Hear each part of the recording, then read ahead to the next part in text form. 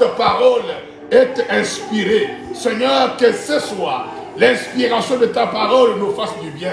Donne-nous la vie parce que nous avons besoin de la vie. En elle, la parole, il y a la vie. Seigneur, donne-nous la vie. Que ce soit une soirée où la vie est en train de naître dans plusieurs, oh Dieu de gloire, plusieurs corps. Quiconque n'avait pas d'espérance, quiconque était déboussolé, désorienté, quiconque était, Yahweh mon Dieu mon roi, fatigué, surchargé, acculé, accablé, Yahweh tourmenté par ta parole, qu'on trouve la paix, la joie, la grâce, la faveur, l'orientation et le courage. Par ta parole, Seigneur, que le peuple soit sauvé, guéri, restauré et transfiguré. Seigneur, ce soir, il s'agit de Jésus. Ce soir, il s'agit de Jésus. Que Jésus règne au milieu de nos vies. Que Jésus manifeste ta gloire et ta puissance. Que Jésus opère et oriente. Et que Jésus donne gloire en son nom. Seigneur, sois béni. Seigneur, sois glorifié. Dans le nom puissant et glorieux de Jésus-Christ, nous avons prié. Alors, bien-aimés frères et sœurs, pendant ce moment où nous nous disposons pour écouter la parole de Dieu, prends ton cœur, va nous faire du bien. Il a, n'est-ce pas, déposé une grâce particulière dans la vie d'un homme qui s'appelle Apôtre Willy Tundula. Il s'agit de lui qui va nous apporter la grâce, qui va nous apporter, n'est-ce pas, la parole de Dieu, qui va nous apporter un encouragement, qui va, par la parole de Dieu, nous consoler ce soir. Alors dispose-toi, pendant qu'il avance, nous allons, n'est-ce pas, donner gloire à Dieu et nous allons, n'est-ce pas, donner nos oreilles à Jésus, nos vies à Jésus, notre attention parce qu'il est Dieu. Gloire à Jésus.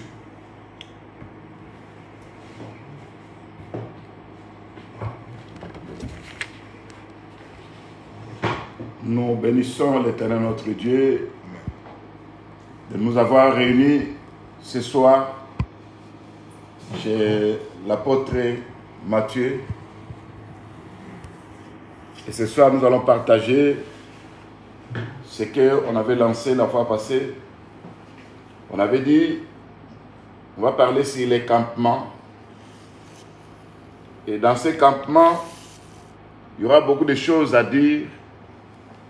Parce que quand vous regardez dans la Bible, la marche des enfants d'Israël, de l'Égypte jusqu'au pays de Canaan, comptait des enseignements. Et vous allez voir que la Bible nous dit que Dieu a tout fait pour un but. Ça veut dire quelque part, en tant qu'enfant de Dieu, en tant que serviteur de Dieu, nous devons chercher à comprendre le pourquoi de cet enseignement. Parler de campement, c'est parler de stationnement.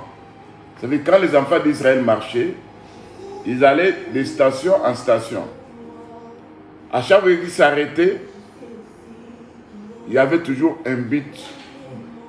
C'est comme ça que, avant de parler d'abord sur les campements, on doit chercher à comprendre qu'est-ce qui s'est passé dans l'ancien temps, avant que les enfants d'Israël se retrouvent en Égypte. Quand vous regardez le livre de Genèse, chapitre 46, versets 1 à 4, c'est Dieu qui avait parlé à Jacob, qui devait descendre en Égypte, qui lui-même devait aller avec Jacob, et il va remonter aussi Jacob. Parler de Jacob, c'est parler de tout un peuple. Et ce peuple-là, c'était la maison d'Israël. Et dans la Bible, Dieu qui fait toutes choses bonnes en son temps, c'était d'abord Abraham. Dieu avait dit à Abraham, sors de ta patrie, sors de ta nation, je ferai de toi une grande nation. C'est là il a dit, je vais te donner le pays de Canaan.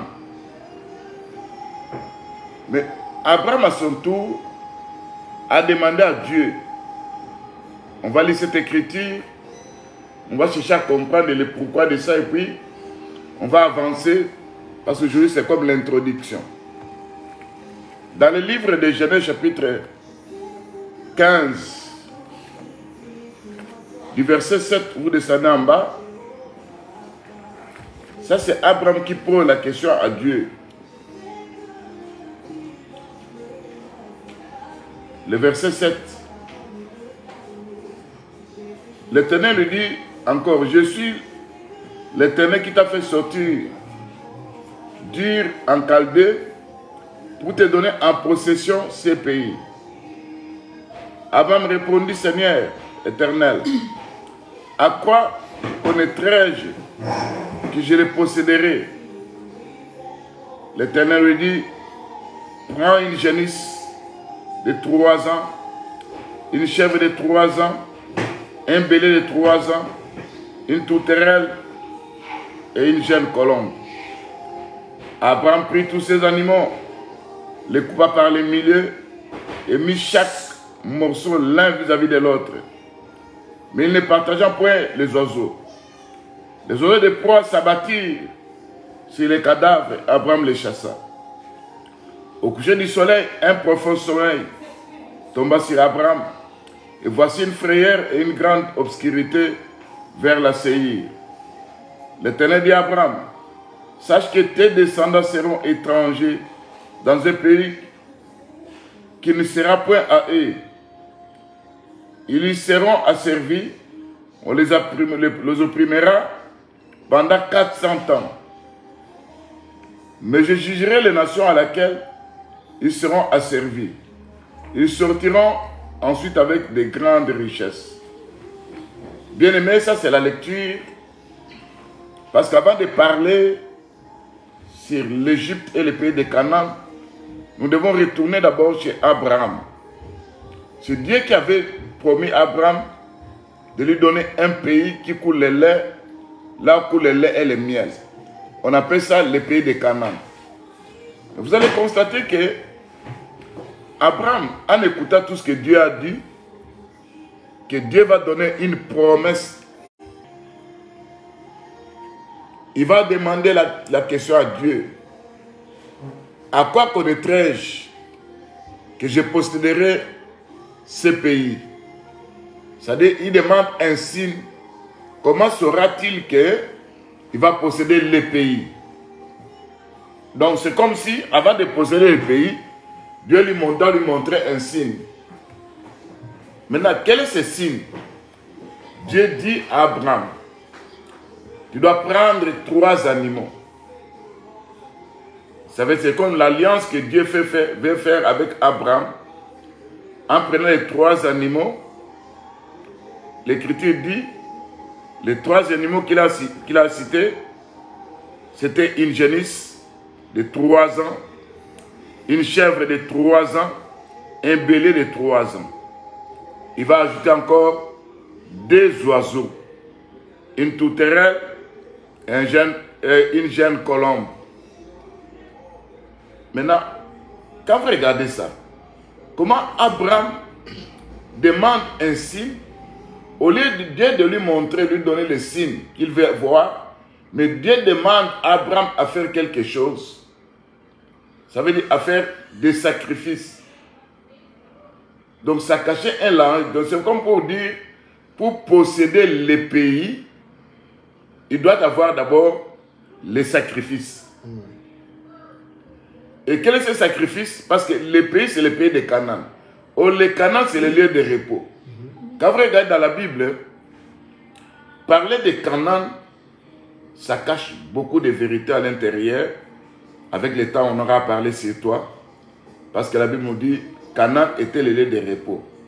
Mais avant que Dieu puisse donner ce pays, qu'on appelle le pays de Canaan, à Abraham, Abraham devait maintenant faire un sacrifice. Ce sacrifice-là, c'est le sacrifice des béliers, de la génisse et de la chèvre. Mais regardez, Dieu demande à Abraham, quand il prend ces 3 animaux, tu vas partager ça par les milieux. Tu vas mettre ça l'un vis-à-vis de l'autre. Mais Abraham, à son tour, ne va pas partager les oiseaux. Ça cache aussi un langage. Donc c'est comme si, pour posséder le pays, on doit posséder, on doit passer par ces 3 sacrifices. Or, tout ça, parler de la génisse, parler de la chèvre, parler du bélier de 3 ans, quand il est venu sur la terre, son ministère, il a fait ça pendant 3 ans. Et après les 3 ans, il est allé à la croix. C'est pour nous dire que dans l'ombre, Dieu cachait quelque chose. Il voulait nous parler que pour posséder les pays. Quel est ce pays? C'est le pays de Canaan. Canaan signifie quoi? Les repos. Oh, Jésus-Christ lui-même, c'est aussi lui les repos. Vous allez voir que quand Dieu avait montré, quand Dieu avait, il y avait le fils de qui? De Noé. Le fils de Noé, Cham avait vu la nudité de son père. Au lieu que Noé puisse maudire Cham, il va maudire les petits-fils qu'on appelle Canaan. Donc vous comprenez que celui qui a vu la nudité, c'est le père, mais on maudit les fils. Mais qu'a fait le fils pour être maudit? Et un peu plus loin, Dieu va dire à Abraham, je vais te bénir en Canaan. Donc, en quelque sorte, Canaan était devenu une malédiction et Canaan devient encore une bénédiction. Au Canaan qui a été maudit, qui est le repos, c'est notre Seigneur Jésus-Christ qui a été maudit sur la croix. Mais Canaan qui est devenu une source de bénédiction, c'est aussi notre Seigneur Jésus-Christ. Parce que nous sommes bénis en Jésus-Christ. C'est comme ça que nous comprenons que le véritable Canaan, là où coule le lait et le miel, c'est notre Seigneur Jésus-Christ. Maintenant, vous allez voir que c'est le langage que Dieu pouvait utiliser. Il savait qu'Abraham était comme un prophète. Pourquoi nous appelons Abraham un prophète? Au lieu de sacrifier les animaux et les oiseaux, Abraham n'a pas coupé les oiseaux. Il a partagé seulement les animaux. Ça cachait des langages à la fois. Parce que les animaux représentaient le corps de notre Seigneur Jésus-Christ. Ça veut dire la chair. Les 3 animaux-là. Tandis que les oiseaux représentaient l'esprit. C'est là on va dire que, la Bible dit que, ayant été mis à mort quant à la chair, mais quant à l'esprit, il était vivant. L'esprit qu'on appelle Christ ne devait pas mourir. Mais la chair, le corps qu'on appelle Jésus, devait mourir. Ces corps-là étaient représentés par les béliers. Souvenez-vous, quand Dieu a demandé à Abraham à sacrifier son fils, l'Écriture nous dit que c'était un bélier qui avait substitué, qu'on avait substitué. Donc les béliers représentaient toujours notre Seigneur Jésus-Christ. La génisse aussi représentait notre Seigneur Jésus-Christ. Et la chèvre. Quand vous avez le sacrifice d'expiation, il y avait le sacrifice de la consécration, il y avait des sacrifices d'action de grâce. Tout ça, ça ne parlait que de notre Seigneur Jésus-Christ. C'est pourquoi la Bible dit, Dieu, tu n'as voulu ni sacrifice, ni offrande, tu m'as formé moi un corps pour faire ta volonté. Donc ces corps-là que Dieu a formé, c'est le corps qu'on appelle Jésus. Tandis que Christ, c'est l'esprit. C'est pourquoi Abraham connaissant, Abraham tout en étant un prophète, il savait que c'est le corps qui devait mourir et non l'esprit. Jésus pouvait dire, mon Dieu, pourquoi m'as-tu abandonné? Ça veut dire, Christ qui est l'esprit a abandonné Jésus qui est le corps. C'est l'Écriture qui dit qu'ayant été mis à mort quant à la chair, mais quant à l'esprit, il était vivant. Mais vous allez constater que dans ce qu'Abraham faisait, la Bible dit que Dieu est venu juste à un certain moment. Dieu a déclaré des paroles contre Abraham, contre sa postérité. Mais pourquoi Dieu a fait ça? Quand vous lisez cette écriture, Dieu dit ceci. Abraham prit tous ces animaux, les coupa par les milliers, et mit chaque morceau l'un vis-à-vis de l'autre, mais il ne partagea pas les oiseaux. Et les oiseaux de proie s'abattirent sur les cadavres. Abraham les chassa. Là aussi, Abraham était prophète. En chassant les oiseaux de proie, ça cassait un langage.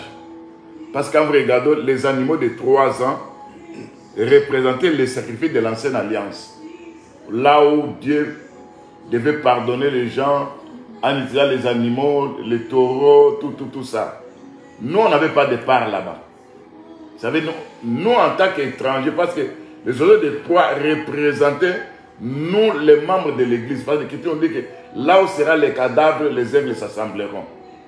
Mais avant ces sacrifices, nous, on n'avait pas de part. C'est pourquoi Abraham nous a chassés. Donc là, Abraham devient un prophète. Mais Dieu vient, il va condamner Abraham. Pourquoi? Parce qu'il n'a pas partagé les oiseaux. Oh, Abraham qui savait très bien que l'oiseau représentait l'esprit, on ne devait pas partager les oiseaux. Tandis que le corps qui représentait le corps de notre Seigneur Jésus-Christ, c'est ce corps-là qui devait mourir sur la croix. Tandis que l'esprit ne devait pas mourir. Parce qu'il y a Jésus. Nous disons Jésus-Christ. Christ, c'est l'esprit. Jésus, c'est le corps. Et c'est le corps qui devait fournir du sang. Tandis que Christ, comme esprit, n'avait pas du sang à porter. C'est comme ça que nous comprenons que dans ce sacrifice-là, Dieu maintenant va dire ceci.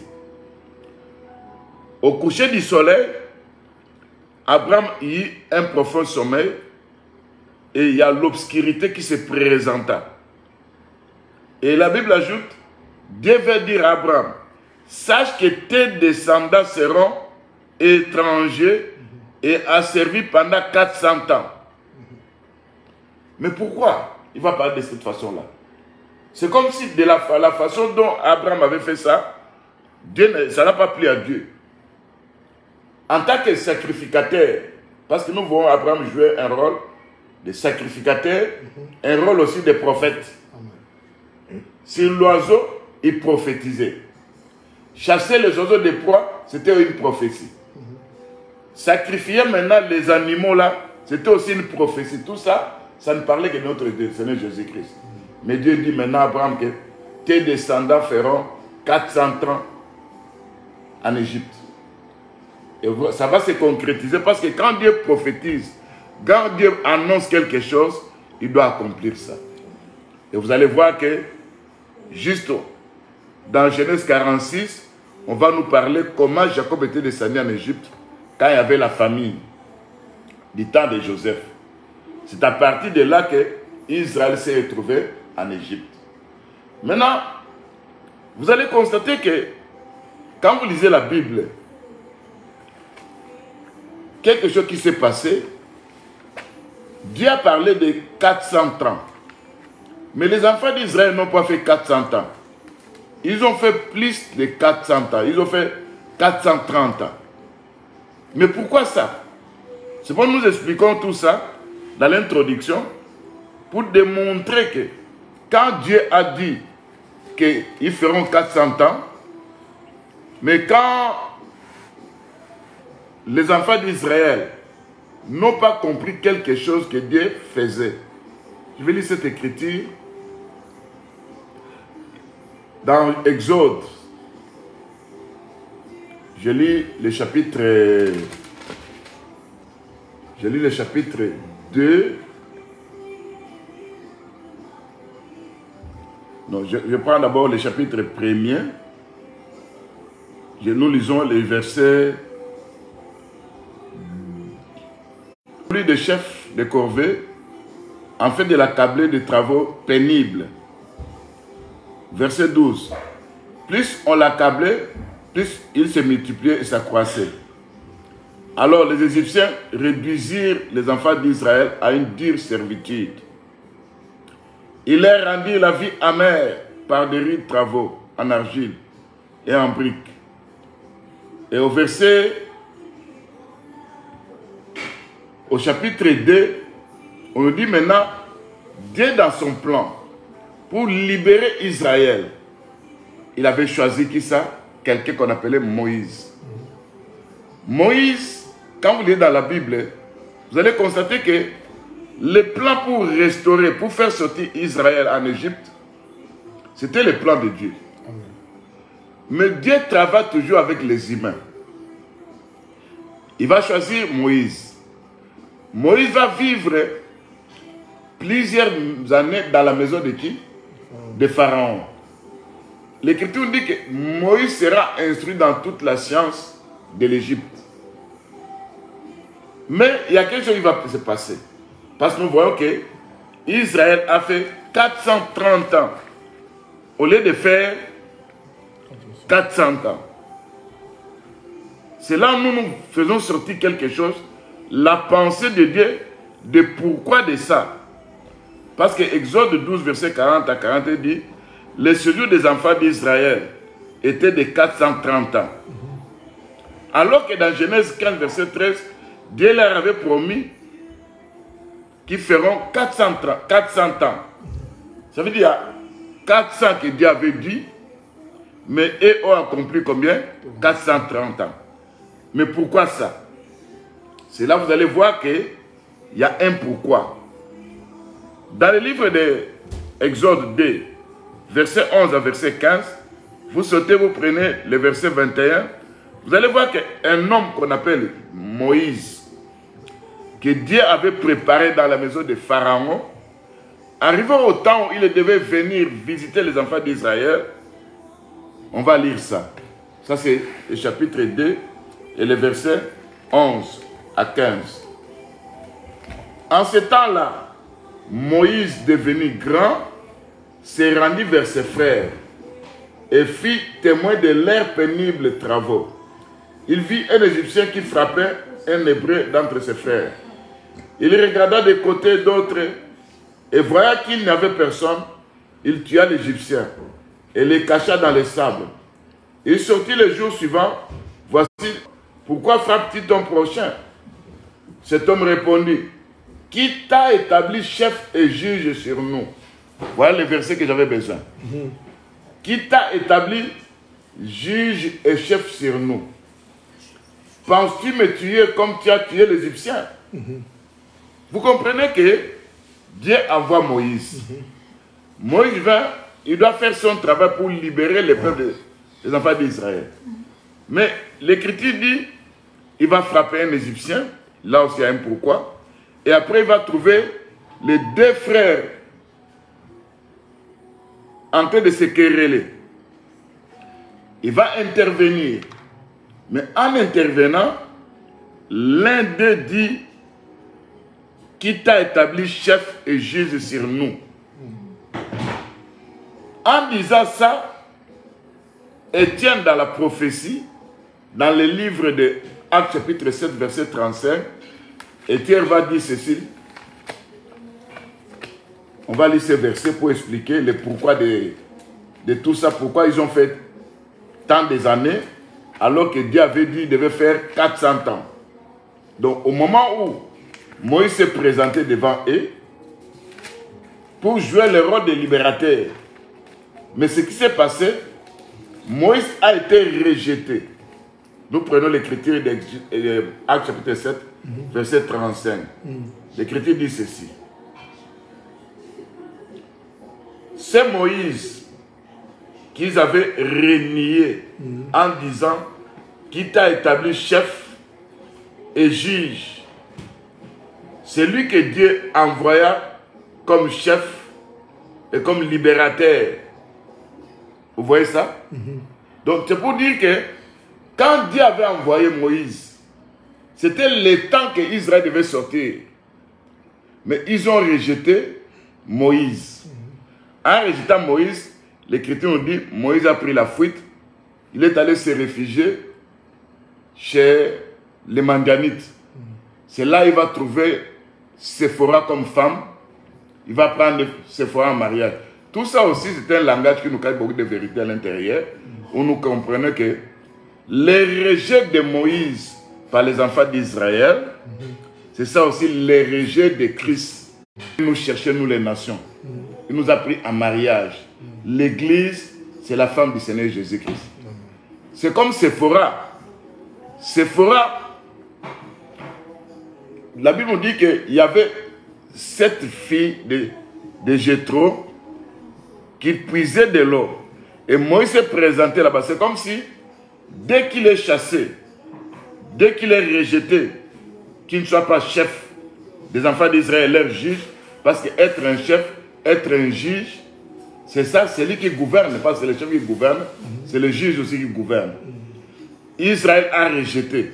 Dès ce moment-là qu'ils ont rejeté, c'est là où maintenant, les 400 ans que Dieu avait prévu, il devait d'abord entendre jusqu'à ce que Moïse puisse aller se marier, et après 40 ans, que Moïse va retourner encore pour venir libérer qui ça? Israël. Ça veut dire, en quelque sorte, quand vous regardez ça, c'est comme si Moïse s'est présenté aux environs de 390 ans. Là, il s'est présenté. C'est le temps là où il devait agir pour chercher à libérer Israël. Comme Israël n'a pas compris, il a été rejeté. C'est l'explication des Actes 7. C'est là maintenant, Moïse a dû chercher qui ça? Séphora. C'est ça même l'histoire de notre Seigneur Jésus-Christ. Il nous a pris en mariage après avoir été rejeté par les Juifs. Mais vous allez constater quelque chose. Un enseignement que je peux tirer avant de pénétrer dans les campements pour expliquer les campements. Vous allez voir ceci. Quand Dieu fait son plan, le plan de Dieu se concrétise avec qui? Avec la personne à qui Dieu a destiné ce plan-là. Si la personne ne saisit pas le plan de Dieu, la personne entre dans les tourments. C'est comme ça que vous allez constater que Israël ne savait pas que Moïse s'est présenté devant eux comme étant un libérateur. Comme ils ont dit, ce type-là dit qu'il t'a établi chef et juge sur nous, Moïse va fuir. Donc ça n'a fait qu'avancer le nombre de jours que Israël devait rester dans la servitude. C'est là où il y a eu des corvées. C'est là où nous voyons que les 400 ans s'étaient écoulés, Israël n'était pas sorti. À cause de quoi? À cause du rejet. Donc, Dieu fait un plan pour toi dans ta vie. Dans ce plan, il a tout prévu. Le temps où il doit te visiter dépend de Dieu, dépend aussi de toi. Tu dois chercher à comprendre, est-ce que c'est quel temps que nous vivons? Le temps de la visitation de Dieu. Beaucoup de gens dans leur vie ratent ce temps-là de visitation de Dieu. Quand vous regardez, Moïse est venu visiter les enfants d'Israël. Il a été rejeté. La conséquence, les conséquences de tout ça, c'est quoi? C'est le nombre des années des enfants d'Israël dans la servitude devait augmenter. Au lieu de faire 400 ans, ils ont fait combien? 430 ans. C'est comme nous aujourd'hui. Nous sommes enfants de Dieu. Dieu nous visite de temps à autre. Mais il faudra comprendre réellement que Dieu est en train de me visiter. Pourquoi? Parce que le temps de visitation de Dieu dépend d'une personne à une autre personne. Notre Dieu est le Dieu des saisons. Il est le maître des temps et des circonstances. Si Dieu veut faire un travail dans ta vie, c'est d'abord le travail de te libérer, c'est le travail de te restaurer, c'est le travail d'enlever les corvées qu'on est en train de te soumettre. Mais toi aussi, tu dois prendre part à ça. Tu dois connaître, c'est le temps que Dieu est venu me visiter. Si tu ne connais pas le temps, bien aimé, regardez un peu les enfants d'Israël. Ils ont rejeté Moïse. Ce qui a fait que la servitude a été prolongée de plusieurs années. Jésus-Christ est venu en Israël. Dans le livre de Luc 19, versets 41 à 44, l'Écriture nous dit, comme Jésus approchait de la ville, Jésus plaira sur elle, disant, si toi aussi, au moins en ce jour qui t'est donné, tu connaissais les choses qui appartiennent à ta paix. Les choses qui appartiennent à ta paix. Tu connaissais ce temps-là, mais aujourd'hui c'est caché devant toi. Ça veut dire, Jésus-Christ vient, celui qui vient visiter. Il visite qui? Israël. Il est venu pour la paix. Il est venu pour sauver Israël. Mais l'Écriture nous dit que Jérusalem, Jérusalem, Jésus a pleuré. Il va dire ceci. Si tu connaissais ce qui appartenait à ta paix. Donc c'est comme si Dieu vient visiter Israël. Dieu sait qu'il y a un moment. Dieu sait que en rejetant Jésus-Christ, Israël va vivre des temps difficiles. C'est vous allez voir qu'en rejetant Christ, la Bible nous dit, Jésus qui a pleuré, Jésus qui voyait ce qui devait se passer dans l'avenir, dans l'an 70. Donc c'est comme la même chose, quand vous rejetez celui que Dieu a envoyé, il doit avoir les malheurs qui doivent s'abattre sur vous. Donc, ne pas connaître les temps de Dieu, c'est le problème que les enfants de Dieu ont aujourd'hui. Ce que les enfants d'Israël ont vécu, les libérateurs étaient là. Ils n'ont pas su que c'était les libérateurs que Dieu avait envoyés. Qu'est-ce qui s'est passé? Ça a prolongé leur captivité. Ça a prolongé leur misère. Ça a prolongé leurs difficultés. Maintenant, Moïse est allé se marier avec Séphora. C'est là où Dieu va aller se rencontrer avec Moïse pour envoyer encore 40 ans après de venir libérer qui ça? Israël. Jésus-Christ vient. Il prêche l'évangile. Il apporte la paix. Il annonce la bonne nouvelle. Les enfants d'Israël vont rejeter le Seigneur. Il sera crucifié. C'est là où, bien aimé, il viendra nous visiter, nous les nations. Nous acceptons le Seigneur aujourd'hui. Nous comprenons qu'il est notre Dieu. Nous l'acceptons comme étant notre Seigneur. À partir de là, Israël, comme ils ont rejeté Christ, c'est maintenant les malheurs qui devaient s'abattre sur eux. Et l'Écriture nous dit, à l'an 70, Titus est venu, il a détruit la ville, et les enfants d'Israël ont été amenés à la déportation. Donc vous comprenez que, en tant qu'enfants de Dieu, la leçon que nous devons saisir, c'est quoi? Le temps de visitation de Dieu dépend d'une personne à une autre personne. Amen. Ça veut dire, Dieu nous a appelés. Il veut te libérer. Il veut te bénir. Il veut te transformer. Il veut faire de toi quelqu'un qui sera honoré, quelqu'un qui va vivre de bonnes choses. Mais quand Dieu vient te visiter, il faudra être d'abord à l'écoute de comprendre que réellement, ça c'est Dieu qui est venu me visiter. Dans le cas contraire, tu risques de passer le temps. L'Écriture de 1 Pierre 2, verset 12 dit ceci.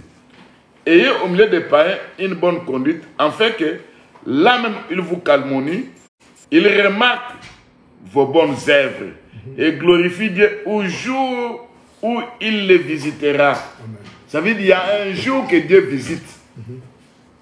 Mais la visitation de Dieu dépend d'une personne à une autre personne. Si Dieu veut me visiter, des fois il peut aller visiter toute une famille, des fois il peut aller visiter une église, des fois il peut aller visiter quelqu'un se trouvant quelque part. Mais le problème de saisir les temps qu'il est venu te visiter. Quel est ce temps-là? Parce que si tu ne comprends pas le temps, tu risques de rater quelque chose que Dieu a prévu pour toi. Tu vas commencer à regretter toute ta vie. Mais j'avais ça, j'avais vu ça, j'avais vu ça. Mais tu n'as pas compris. Parce que ne pas comprendre la visitation de Dieu en ces temps, au timing de Dieu, c'est là nous ratons même beaucoup de choses. Et les choses deviennent de plus en plus dures pour nous en tant qu'enfants de Dieu. Donc, bien-aimé, tu dois comprendre d'abord l'état de la visitation de Dieu dans ta vie, dans ta famille, dans tout ce que toi tu entreprends. Qu'est-ce qui se passe aujourd'hui? Nous avons accepté le Christ. Christ connaît ton problème. Il connaît tes difficultés. Il connaît le temps que tu es en train de vivre. Sache qu'il a prévu un temps pour venir te visiter. Peut-être ce temps-là était déjà là, mais tu as pu rater ça. Peut-être tu vis maintenant le temps qu'il veut te visiter. Or, vous savez qu'avant que Dieu puisse visiter, qu'est-ce qui se passe? Il y a d'abord les épreuves. Amen. Les épreuves se présentent. Pour les enfants d'Israël, les corvées, on avait augmenté la souffrance. Et en ces temps-là, on a commencé même à chercher à tuer les enfants, les garçons.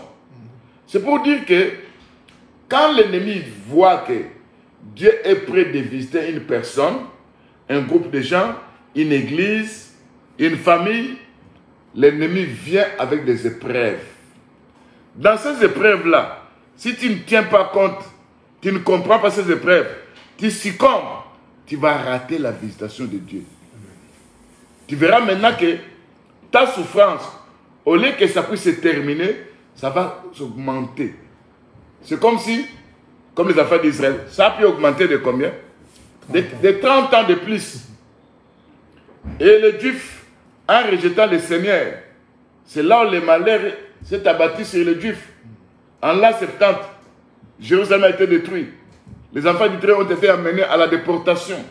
Enfants de Dieu, quand Dieu veut te visiter, tu dois être en mesure de comprendre quel est le temps de Dieu. Alors maintenant, qu'est-ce que nous devons faire, nous, en tant qu'enfants de Dieu?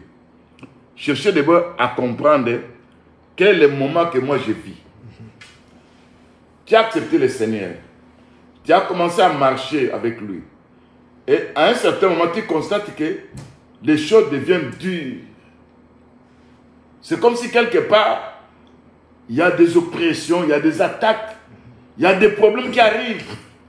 Bien-aimé, sache que durant cette période-là, l'ennemi a vu que Dieu veut te visiter. Amen. Il se précipite pour te dérouter. Il se précipite pour te désorienter. Il se précipite pour que tu abandonnes la foi. Comme ça, quand Dieu viendra te visiter, il dira, voilà, j'avais prévu telle chose pour telle personne. Il vient de rater ça. Pourquoi? Parce que tu n'as pas connu le temps où Dieu est venu te visiter. Donc, en tant qu'enfant de Dieu, la visitation de Dieu existe. Mais cette visitation de Dieu doit nous pousser à comprendre exactement quel est ce temps que Dieu a prévu pour moi. Peut-être Dieu peut envoyer un serviteur chez toi. Peut-être Dieu peut envoyer un message pour toi. Peut-être Dieu peut te parler dans les songes. Il te dit quelque chose, un message. Peut-être il te demande dans ce temps que tu puisses t'élever pour combattre. Parce que l'ennemi a vu la visitation de Dieu dans ta vie. Mais il veut maintenant que tu puisses rater ce que Dieu a prévu pour toi. En ce moment-là, Dieu te parle, des fois dans les songes. Il peut te parler par la prophétie. Il peut te parler dans l'enseignement. Il peut te parler à travers un homme de Dieu qui te parle. Mais si tu ne saisis pas cette occasion, tu vas rater tout ce que Dieu avait prévu pour toi. C'est comme ça, nous, en tant qu'enfants de Dieu, nous devons chercher à comprendre que Dieu a un temps pour visiter chaque enfant de Dieu. Et quand le temps de Dieu arrive, l'ennemi va se présenter d'abord avec des combats, avec des attaques, avec des réclamations.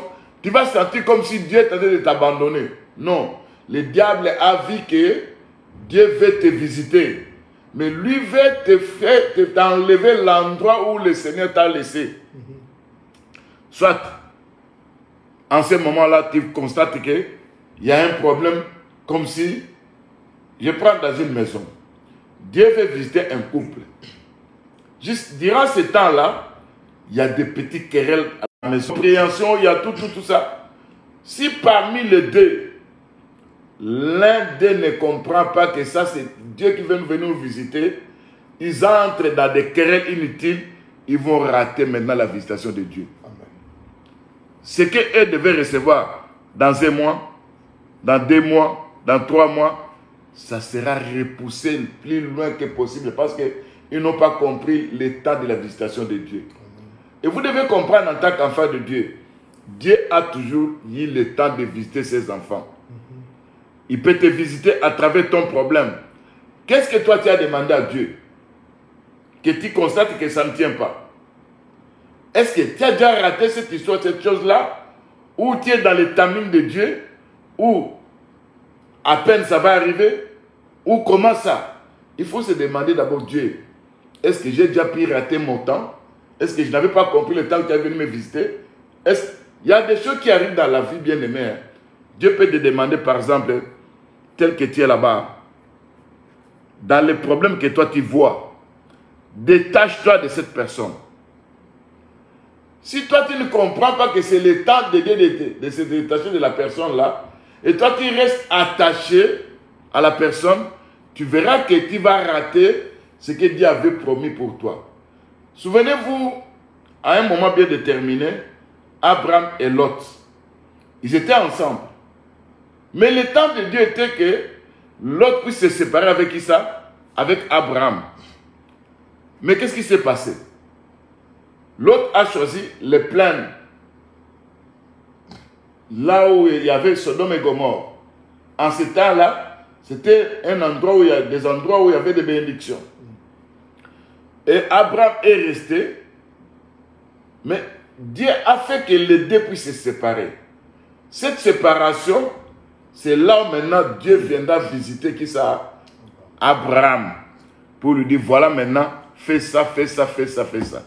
Bien aimé, il y a des temps que nous vivons en tant qu'enfants de Dieu, que Dieu utilise des langages. Des fois, il te demande de chercher sa face.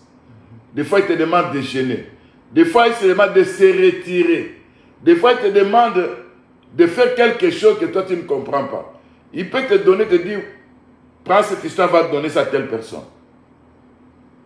Il sait qu'en donnant à la personne, ça va ouvrir une porte de bénédiction pour toi. Et toi, tu ne comprends pas ce temps-là, tu vas rater toutes les bénédictions possibles. C'est-à-dire qu'il faudra être en mesure de comprendre quel est le temps où Dieu est en train de me visiter. Et quand tu rates ce temps-là, des cris trop lourdes, des combats, des chaînes qui seront fortifiées dans ta vie, tu verras que le diable va profiter de toi. Parce que quand Dieu vient te visiter, tu n'avais pas compris le temps où Dieu était venu te visiter. Dans cette introduction, quelle est la leçon que nous devons retenir? Dieu peut permettre des situations dans ta vie. Dans ces situations où Dieu permet, il connaît. Des fois, tu passes un temps difficile. Des fois, il y a des difficultés. Des fois, il y a des combats.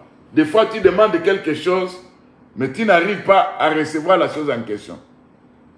Mais Dieu est en train de préparer quelque chose de bon pour toi. Juste en ce moment-là où Dieu veut descendre pour te donner ça, l'ennemi voit aussi que il y a quelque chose. Regardez un peu la vie de qui ça, de Daniel. Daniel était en jeûne et prière de 21 jours. Dieu a descendu, a donné la bénédiction, allant pour venir donner la révélation à qui ça? À Daniel. Mais l'Écriture nous dit, l'ange était retenu pendant 21 jours. Lui continue à prier. Il y a des fois des temps où quand tu sens que des difficultés commencent à s'agrandir, à devenir un peu, ça dépasse, c'est comme si tu ne comprends même pas, c'est comme si tout est bloqué, freiné. C'est le temps où Dieu te pousse à chercher la face du Seigneur parce que l'ennemi voit ce que Dieu a prévu pour toi en ce temps-là. Et si toi tu cèdes, tu laisses la place à tout ce que tu as été en train de vivre, le découragement, l'abandon, tu ne pries plus, tu es découragé, tu vas rater le temps de Dieu. Amen. Sache que l'ennemi voit aussi des fois comment est-ce que Dieu prépare une bonne chose pour toi. Ça c'est l'introduction. Mais retournons dans notre thème sur les campements. Donc j'allais dire tout simplement, Dieu avait prévu, Dieu avait prophétisé qu'Israël devait faire 400 ans en Égypte. Mais comme Israël n'a pas connu le temps où il devait être visité et que Dieu avait envoyé un libérateur, ils ont rejeté le libérateur. Qu'est-ce qui est arrivé? Ce sont des corvées, ce sont la souffrance, des difficultés. Et la Bible nous parle que les enfants d'Israël commençaient à souffrir à un niveau très élevé. C'est comme Israël, en rejetant Christ, il y a eu le malheur qui est arrivé dans leur vie. Il y a eu la déportation, il y a eu la destruction de Jérusalem. Et toi, en tant qu'enfant de Dieu, chaque qu'il y a un temps de Dieu, il viendra te visiter. Amen. Maintenant, le campement, c'est quoi? Vous allez voir que ce que Dieu avait fait pour poser un signe, Dieu a donné le signe de quoi? De 3 animaux qu'on devait sacrifier et de la tourterelle et les pigeons qui devaient être pas sacrifiés. Ça veut dire parler que pour posséder les pays de Canaan, il doit avoir un sacrifice. Quelqu'un devait mourir. La personne qui devait mourir, c'est lui qui devait nous donner maintenant le repos. C'est lui qui devait nous faire pénétrer dans les pays de Canaan. Vous allez voir que Dieu va reprendre encore cette histoire. Là, pour posséder les pays, il va montrer à Abraham ces signes-là. Ce jour-là, l'Écriture dit, il y a l'obscurité. Dans cette obscurité, la Bible nous dit que Abraham tomba dans un prophète sommeil. Et dans ce sommeil-là, c'est là où Dieu est venu se présenter chez Abraham.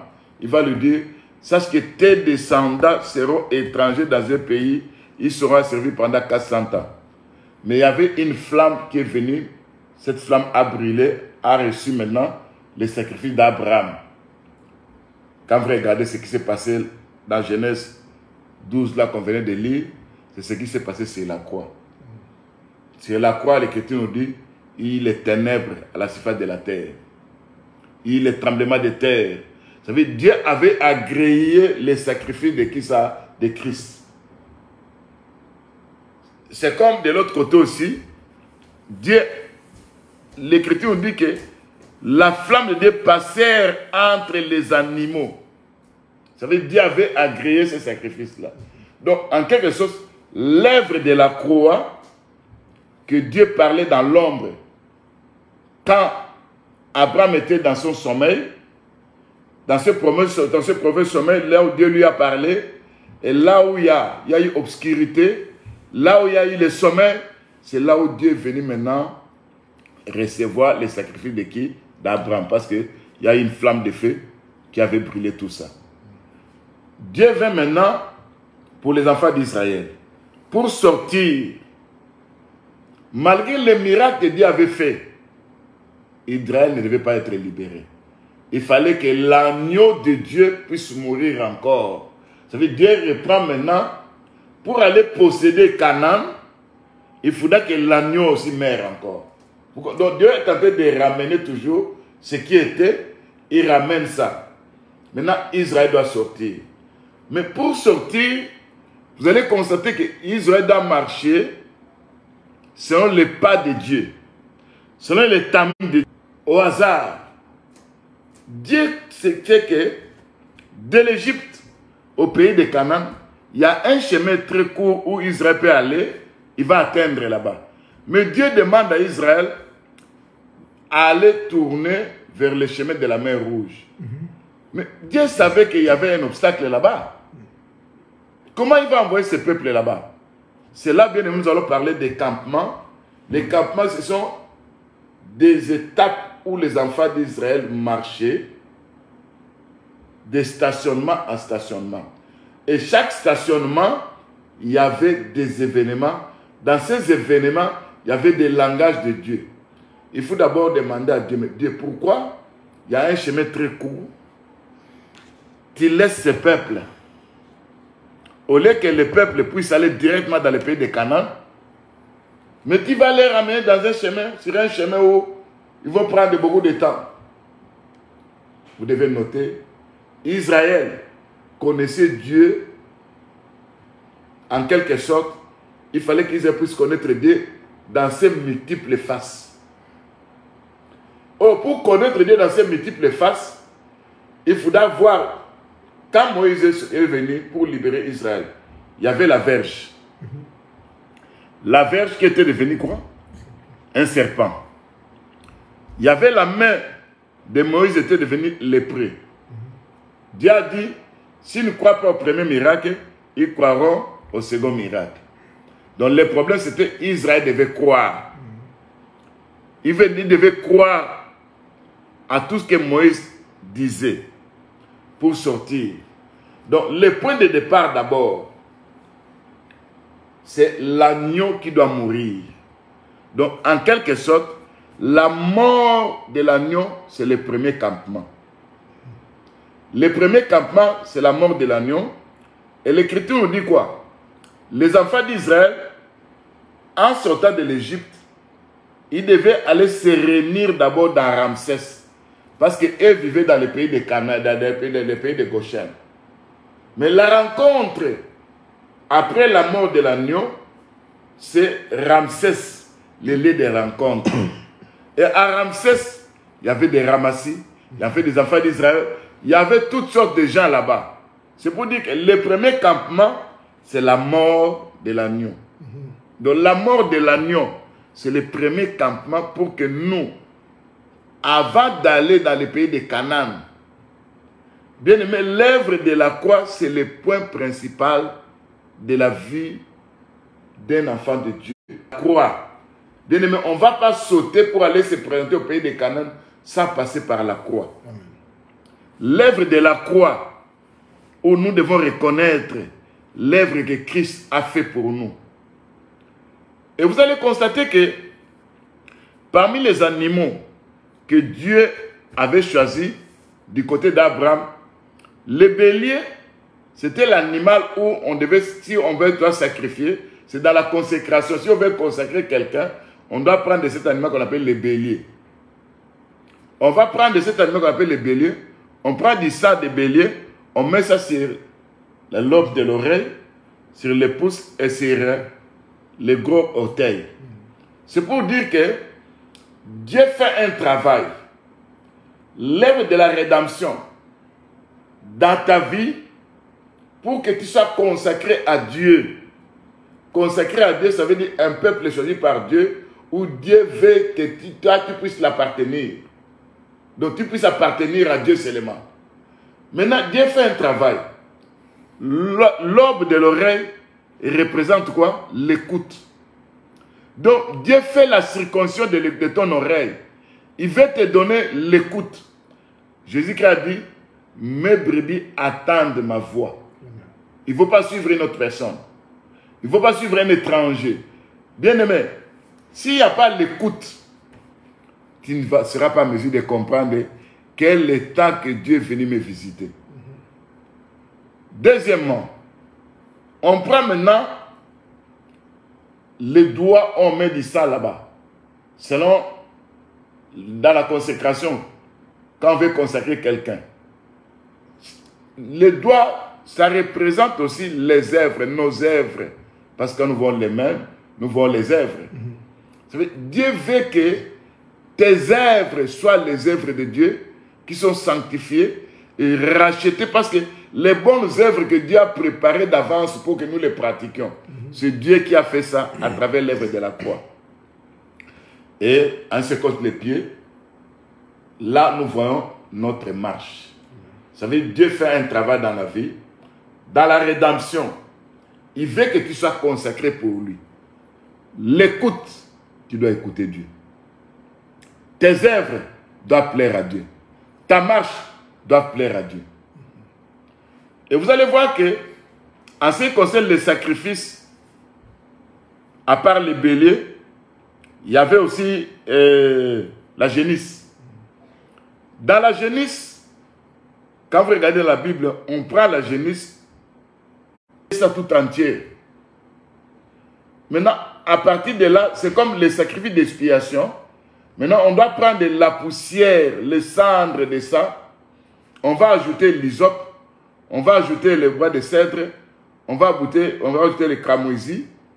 C'est là, en mélangeant tout ça, donc on prend la génisse, on met ça sur le feu. Quand ça se consume tout entier, on prend l'hysope, on jette. On prend les bois de cèdre, on met ça. On prend les cramoisis, on met ça. Quand ça se brûle dans l'entièreté, maintenant il y a de la cendre. Avec cette cendre-là qu'on va faire l'eau de la purification. Donc l'ensemble de tout ça, les bois de cèdre, c'est l'élévation de Jésus-Christ. Les bois les plus élevés. Les bois qu'on appelle l'hysope, c'est la petite plante qui sort d'une muraille. Parce que l'hysope celui qui était le plus grand était devenu le plus petit. Ça veut dire, Christ, en s'humiliant, le livre d'Ésaïe 53 dit qu'il était venu comme une faible plante qui sort d'une muraille. Donc l'hysope, c'est la petitesse, quand Dieu devient très petit. Tandis que le cèdre, quand Dieu devient grand, ça veut dire, lui, dans la grandeur, c'est lui le plus grand. Dans la petitesse, lui aussi, c'est le plus petit. C'est pourquoi il va dire, parmi tous ceux qui sont nés de femmes, il n'y en a pas de plus grand que Jean-Baptiste. Cependant, le plus petit dans le royaume des cieux est plus grand que Jean-Baptiste. Donc, le plus petit, c'est le plus petit. Donc, quand il dit d'abord, parmi ceux qui sont nés de femmes, c'est comme si lui n'était pas né de femmes. Il dit le plus petit dans le royaume des cieux. En ce moment-là, il était devenu le plus petit dans le royaume des cieux. Parce que la Bible dit que quand il descendit, il était devenu inférieur même aux anges. Donc le plus petit dans le royaume des cieux, c'était lui. Le plus grand, c'est lui. Les cramoisis représentent son sang. Dans tout ça, c'est pour faire l'œuvre de la sanctification. C'est ça la parole de Dieu qui nous purifie, qui nous sanctifie, qui nous lave. Dans ce sacrifice-là, de la génisse. Et quand vous voyez les sacrifices de la chèvre, là nous voyons aussi l'histoire des boucs à Azazel, où il y avait deux boucs. On prend un bouc qu'on va imposer les mains, on va confesser tous les péchés, on va prendre ces boucs-là, on va l'envoyer ça dans le désert pour aller se perdre là-bas. Et l'autre bouc sera sacrifié. Donc vous comprenez que le bouc Azazel, c'est aussi lui le Seigneur, qui a pris nos péchés et il a amené ça dans la mer de l'oubli. Il a dit quand nous acceptons le Seigneur, le Seigneur ne nous regarde plus à travers nos vies passées, il nous voit comme des nouvelles créatures. Tous nos péchés, c'est lui qui avait pris ça. Il nous sanctifie dans sa parole. Vous comprenez que dans ces trois sacrifices, les béliers, c'est pour te consacrer toi à Dieu. Il fait de toi un royaume de sacrificateur. Tu deviens son serviteur. Là, je ne parle pas de la consécration comme étant ministre de Dieu. Non. Je parle d'un enfant de Dieu que Dieu a pris, que Dieu a consacré pour servir Dieu. Parce qu'il a fait de nous un royaume de sacrificateurs. Et quand nous voyons les béliers, ça signifie ça. Et quand nous voyons maintenant la génisse, nous comprenons ce qu'on a parlé. C'est ce qui nous purifie. Sa parole nous purifie. Nous sommes purifiés de tout suivre à travers la parole. Quand nous écoutons la parole de Dieu, nous nous repentons. C'est comme ça, en tant qu'enfant de Dieu. Le premier campement, c'est l'œuvre de la croix. Dans cette œuvre de la croix aussi, c'est là où nous nous crucifions aussi nos corps. L'Écriture nous dit, nous sommes crucifiés avec Christ dans le baptême. Nous sommes ensevelis avec lui. Et la Bible ajoute que prenez vos membres, crucifiez vos membres sur la croix. Le point de départ, c'est là. Aujourd'hui, on vient de prendre seulement l'œuvre de la croix pour aller dans le pays de Canaan. Parce que la marche d'Israël, de l'Égypte jusqu'au pays de Canaan, c'est la marche de qui? C'est la marche de l'Église de l'Égypte jusqu'à l'enlèvement. On va continuer ça demain. On va prendre le second campement. Vous savez, le premier campement, où je viens de dire, c'est juste la mort de l'agneau. Les enfants de Dieu sortent, ils seraient encore dans Ramsès. Le Ramsès, c'est le point de départ. Ramsès, pour nous, on peut prendre ça aussi comme l'église, où nous venons, chacun vient à gauche, à droite, mais on se retrouve dans l'église. C'est là pour le départ. Et quand nous allons commencer à marcher, c'est là maintenant la colonne de feu doit se présenter, l'agneau doit se présenter pour que nous puissions commencer maintenant à marcher. Donc, dans le premier campement, c'est la mort de l'agneau. Et la sortie de l'Égypte pour que ce soit encore dans Ramsès. On s'arrête là-bas. Demain, on va suivre parce qu'il y a au moins 41 campements. On va pas prendre tous les 41 campements. On va commencer à sauter, on prend ces campements, on explique. Que Dieu soit béni. Nous bénissons l'Éternel pour tous ces moments. Nous nous excusons aussi de ce cette petite gêne technique. Que Dieu soit béni. Nous sommes là. Je pense que nous avons été bénis. L'homme de Dieu a parlé de beaucoup de choses. Et je pense que chacun d'entre nous a su, n'est-ce pas, recevoir une grâce. Il parle de la marche d'Israël, les campements de l'Égypte jusqu'à Canaan. Aujourd'hui, il a su introduire le message très édifiant, rempli de beaucoup d'informations, de beaucoup de révélations également, et puis de beaucoup de sagesse. Grosso modo, la vie d'un enfant de Dieu est un campement. Donc, toutes les années que tu peux fêter, lorsque tu fêtes 50 ans d'anniversaire, 50 ans de vie, dis-toi que est-ce que je suis au 40e campement? Parce qu'il y a plusieurs campements. Et chaque année que Dieu te donne, c'est un campement. Et l'homme de Dieu a su dire ici que le premier campement, c'est l'œuvre de la croix. Il faut d'abord commencer à savoir, est-ce que réellement, je suis en train de fêter 50 ans, 40 ans, est-ce que réellement Dieu est avec moi? Alors, si Dieu n'est pas avec toi, évidemment, l'homme de Dieu a dit, tu es en train de louper les temps de visitation. Il a aussi exprimé quelque chose de très important pour dire que Israël devait faire 400 ans dans la déportation. Mais il en a fait 430 ans. Pourquoi les 30 années ont été ajoutées? À cause d'avoir rejeté le libérateur, s'agissait de Moïse. Alors, c'est quoi ça?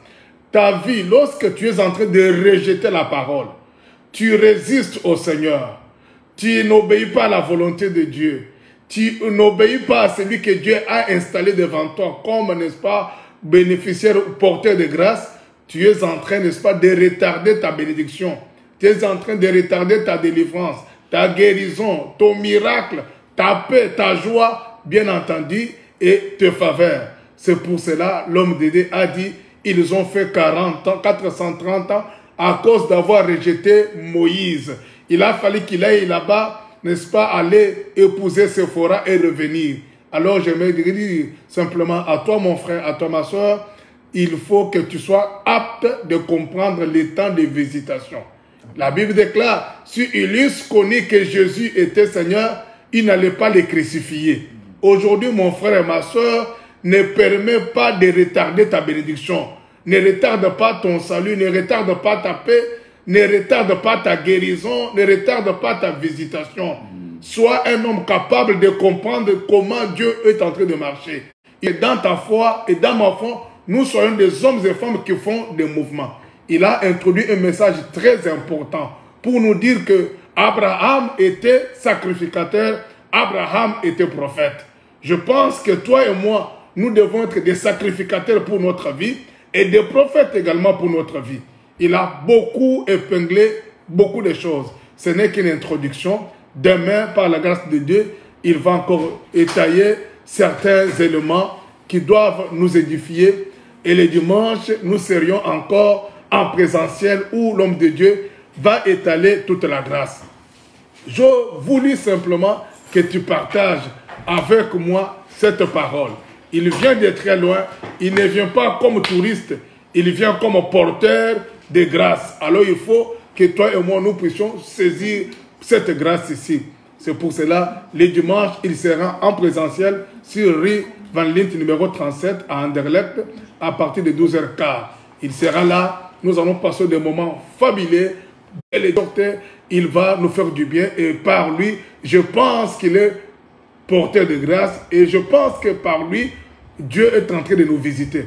Il a aussi expliqué quelque chose d'autre. Si tu connais beaucoup de combats, beaucoup de difficultés, beaucoup de temps, n'est-ce pas, d'oppression, il ne faut pas lâcher prise.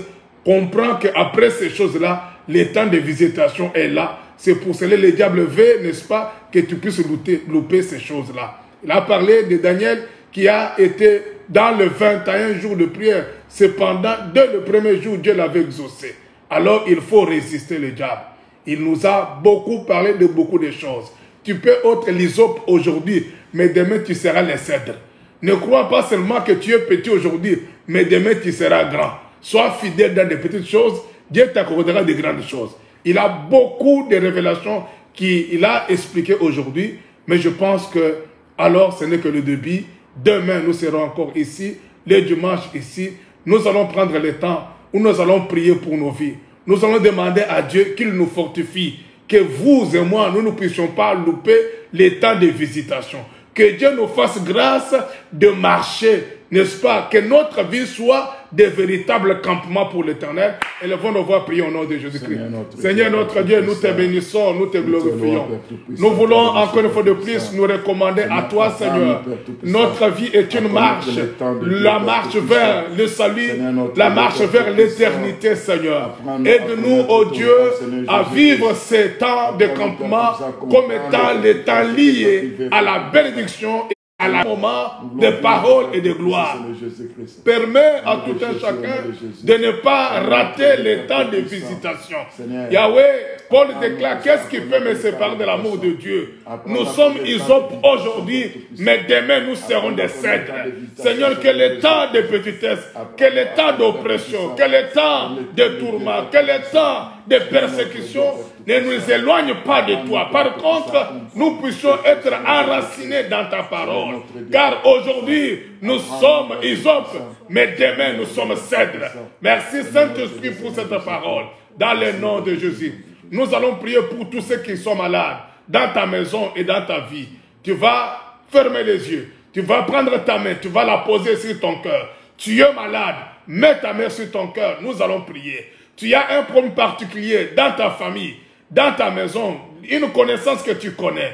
Et tu sens que tu dois prier pour elle ou pour lui. Prends ta tête droite, mets sur ta tête et nous allons prier. Seigneur, nous prions au nom de Jésus que toutes les personnes qui sont malades ce soir, parce qu'il s'agit des temps de visitation, qu'ils soient guéris au nom de Jésus.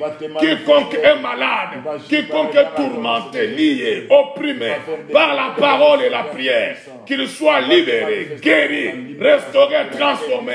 Au nom de Jésus, ce soir, il s'agit de visitations. Visite mon frère et ma soeur qui te cherchent cette nuit par la prière de tes serviteurs. Fais grâce à ton peuple. Au nom de Jésus, que les chaînes tombent des coups, des reins, des mains, des pieds. Au nom de Jésus, quiconque pouvait saboter la santé de mon frère et ma soeur, au nom de Jésus, qu'il soit guéri. Quiconque était malade, qu'il soit guéri. Quiconque était tourmenté, qu'il soit dans la paix, dans la sécurité et dans la faveur. Au nom de Jésus-Christ. Seigneur, merci pour ce précieux moment où nous avons passé dans ta présence. Merci, Seigneur, pour cette parole qui nous a beaucoup édifiés. La marche d'Israël, des campements des Canaan, de l'Égypte vers les Canaan. Seigneur, tu nous as montré combien nous sommes un royaume de sacrificateurs. Seigneur, permets que tout un chacun d'entre nous puisse conserver cette dignité. Selon qu'il est écrit, nul ne s'attribue cette dignité s'il n'est pas appelé de Dieu comme le fit Aaron. Seigneur, nous avons cette dignité en tant que sacrificateurs. Ne permets pas au péché, ne permets pas à la suie de détruire notre sacerdoce. Seigneur, merci pour cette parole. Qu'elle nous console, nous fortifie davantage. Que la parole. Nous prenons rendez-vous pour demain à 21h. Fais encore grâce, nous rendrons gloire à ton nom. Dans le nom de Jésus, nous avons prié. Amen. Amen. Que Dieu vous bénisse. À demain à 21h. Gloire à Jésus.